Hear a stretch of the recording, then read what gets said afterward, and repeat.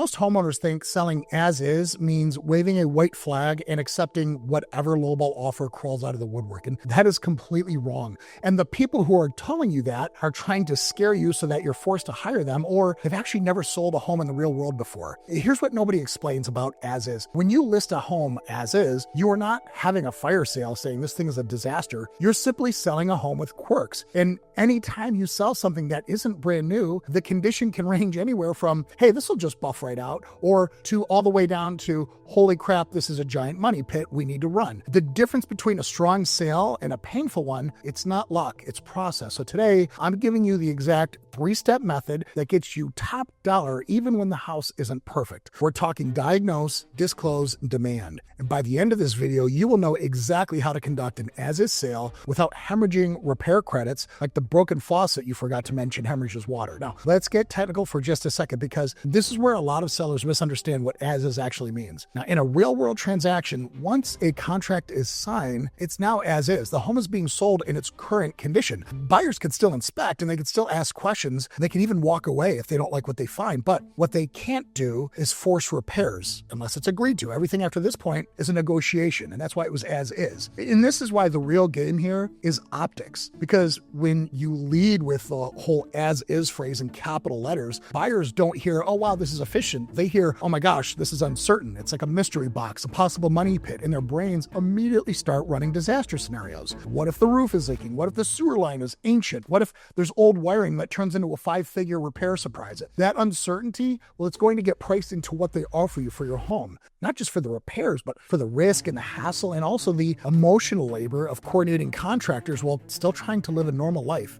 Well, I call this the doubt tax, and depending on how uncomfortable the buyer feels, it can quietly cost you tens of thousands of dollars in lower offers. So our mission when selling as is simple. We need to kill the doubt tax and replace it with confidence. That brings us to step 1, diagnose. Let me show you why this matters. If somebody offered to sell you a home for $25,000 sight unseen, would you buy it? I don't know, maybe. It could be the deal of the century, or it could be a nightmare with liens, lawsuits, or environmental issues that you didn't see coming that are going to cost you 7 figures to fix. You can't value what you don't understand, and you can't control how buyers see your home if you haven't done the homework first. So before you list, get a pre-listing inspection. And it's not to fix everything and make it perfect, but you want to remove the question marks that turn normal buyers into lowball artists. And once you have that report, fix everything that's handyman level or below. And then for any significant defect that remains, just get a written estimate. It's that simple, because that number turns a terrifying unknown into a manageable line item. Buyers can do math, but what they can't do is sleep at night when the math is hidden behind some mystery. And while you're in diagnostic mode, knock out the small wins. Service the HVAC, replace the filters, label the shutoff valves, change smoke detector batteries, and tighten that cabinet door that's been crooked since the Obama administration. I mean, these cost almost nothing, but they indicate that you actually care. And buyers notice this stuff because when they see you handling the little things, they also assume, well, I guess they handled the big things too. Now, this part is where sellers like you are either going to protect the value of your home or you're going to sabotage it. When you get your inspection report back, you're going to see that the findings fall into 3 major buckets. Bucket 1 are those handyman fixes that we talked about earlier, small, inexpensive issues. And that's just basic maintenance. Those are the loose handles and squeaky hinges, dead outlets.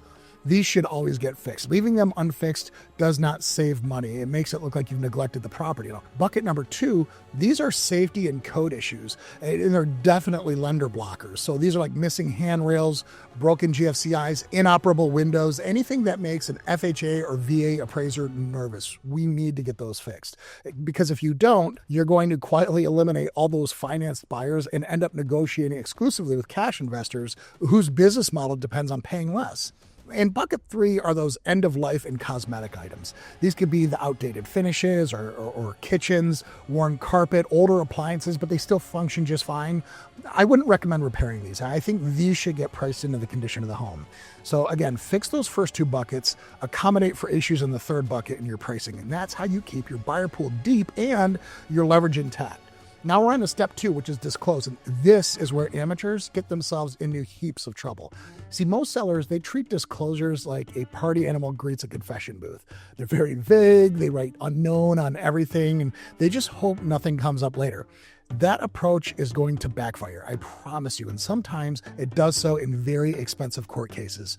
When you're vague, buyers are going to assume you're hiding something. And then their imagination, it fills in those blanks with worst case scenarios. And they start looking even harder for the defects that they know must be there. So instead, you need to build what I call the truth binder. This is our credibility system, and it's designed to eliminate uncertainty before it ever turns into a discount. So inside that truth binder are 4 things. First, you're going to put all the receipts for any work you've ever done to the home, and these include the small repairs. Handyman fixes count because they prove follow-through. Second, any service records or warranties. It could be for HVAC, appliances, roof work, pest service, anything with a paper trail. Third, you're going to put in the clean, updated inspection report after the inspector returned to verify the items that you chose to fix. And this is critical because not only does it show buyers that you found issues, but that you took the time to fix them. And this is amazing because most sellers, frankly, don't do this. Fourth, you're going to have a document titled Known Issues, written calmly and factually like a reasonable adult, not somebody running the murder scene. Your disclosure form gets filled out completely honestly, and if something is broken, just say so. And if you fixed it, you include the receipt. If you don't know, then write you don't know. Unknown, buyer inspection recommended is what I would say to put in there. But when you hand buyers this level of clarity and say, here's what we know, here's what we fixed, here's what remains, and here's how the price reflects it, holy smokes, their anxiety just completely disappears. In your listing description matters too. The wrong way sounds like this, all caps, sold as is, seller will make no repairs, buyer responsible for everything. I mean, God, that energy attracts sharks looking for blood in the water. The right way sounds more like this. Home has been pre-inspected for full transparency. Truth binder available at showing. Price reflects needed updates to roof and master bath. Now that energy, that attracts serious buyers who have the budget and the appetite to really dig in. Which takes us to step 3, and that's demand. You diagnose the house. You disclose the facts. Now you demand the market's attention. Do not just stick a sale sign in the yard and hope, because as we all know, hope is not a strategy. Hope is what you have left when you didn't plan. You need a structured launch that captures attention and creates competition. Competition is the only force